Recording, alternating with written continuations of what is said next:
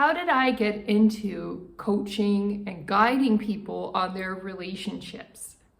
Well, I wasn't always a public influence. For a long time, I worked behind the scenes and I studied with many teachers, hoping to become one of their best students before I went public. There were things that I learned like intuition and mediumship, and you might wonder, how did you even become interested in that? I've been interested in spirituality since I was 15 because when I went to high school, I saw a lot of strange things going on. I saw a very senior high school student who had graduated come back and started trying to seduce 14-year-old girls. I saw boys in my class tricking girls into some kind of, I wouldn't call it an overt threesome because they weren't having sex at school, but they were making out like a threesome. I saw a lot of strange things going on in my teenagehood, which made me question and wonder about human nature, relationships, and what it means to be alive and human on the planet today. I wanted to go inward for answers because I wasn't finding my answers externally.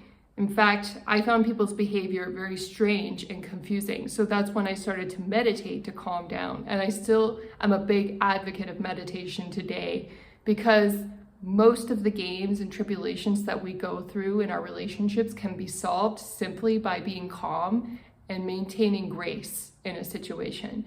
So meditation is only going to help you do that. That's why it's one of the biggest tools I recommend. My spiritual development led me to studying with Buddhists because I had been meditating so often. I was brought up Christian, by the way, and there's nothing wrong with Christianity. It's just the world I lived in as a teenager was so confusing, and even spending a lot of time at church wasn't giving me the answers as to why people behaved the way that they did. The biggest download that I got from studying spiritually that really helped me with my relationships was that I am responsible for my journey on this planet. I am responsible for the phenomenon that I am seeing, and I am responsible for making the world a better place while I am here. And you may or may not get that message when you go to a traditional religion. If the teachers from the religion are really good, they will help you understand, but it's a very challenging concept to learn and not everybody can handle it. Having said that, if you can handle this as a foundation, then you've got a very good bedrock to work from in order to handle relationships and give really good advice. It still took me some time before I came out to teach online because I came from an intellectual background where I was taught to go to school and to perform and get excellent grades and to be very protective of your personal life and not to post anything on social media. And to this day, that's still a very popular concept that people adhere to, that they just don't have any social media presence here where I live. Having said that, I have used my social media presence in a way that I believe contributes to society. So I don't have any problems sharing my life on social media because I know it will help the common good. How I came to this realization that I needed to change and start putting things online was that I had a very traumatic life event. I started going paralyzed in 2021. And what happened was I slowly started falling down when I was doing ordinary things. I couldn't bend over. And it got to the point where I got so weak, I couldn't even go to the bathroom that easily by myself. And I got admitted in and out of the doctor's office and in and out of the hospital. They couldn't figure out what was wrong with me. And I got so weak that I couldn't go to the bathroom on my own anymore. I had to have 2 people assist me to go to the washroom. So there was no way I could operate independently anymore.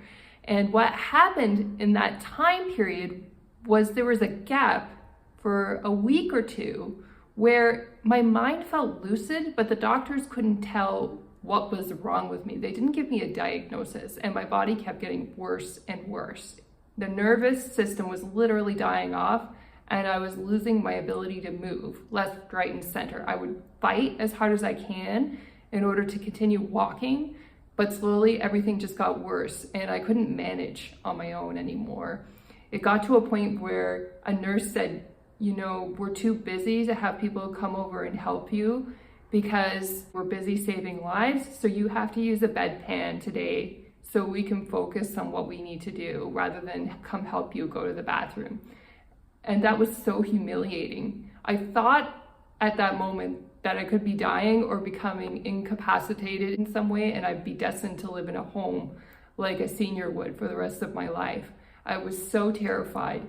And in that moment, I realized, have I really lived the life I've wanted to live?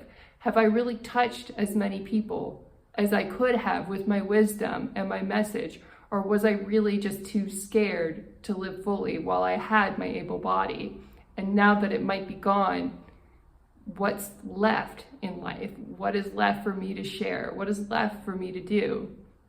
And that's what kicked my butt to really get going on social media and start talking and reaching out to people, because I realized that our mobility, our health can go at any time. Our lives can go at any time. Our lives are fragile as human beings. So it's really important to take time to reflect on, why are we here? What are we really trying to accomplish while we're on the planet? And if you're a 5 sensory going around seducing people, is that really a good use of your time on this planet? Are you really making it better for the next generation? Even if you don't want to have children, that's fine. But are the children being born going to benefit from this behavior, or are they going to suffer because of it? These are the sort of questions I thought about when I was incredibly sick and looking as if I might be disabled for the rest of my life. And that's when I knew I needed to change, and that even if people around me disagreed with me going on social media, that I needed to do it for myself in order to live my fullest life and fullest potential. And if you're an intuitive watching this who's been too scared to go on social media, I really encourage you not to wait. I waited too long, and I could have started at a much younger age, and I regret not starting and not putting my message out there. So the best time to plant a tree was 10 years ago. The next best time is today. So I really encourage you. This is why I started this video. If you're seeing me now talking about this, and you've always wanted to create a social media presence yourself and just didn't have the courage to do so, start today, because it's never too late. And who cares? If you give the wrong advice, correct yourself. Make an update. There's nothing wrong with that. But do the best that you can to share your wisdom, even if it's imperfect. Give you an update on what happened after I was paralyzed. I didn't obviously remain paralyzed for the rest of my life. You can see that I'm able-bodied now.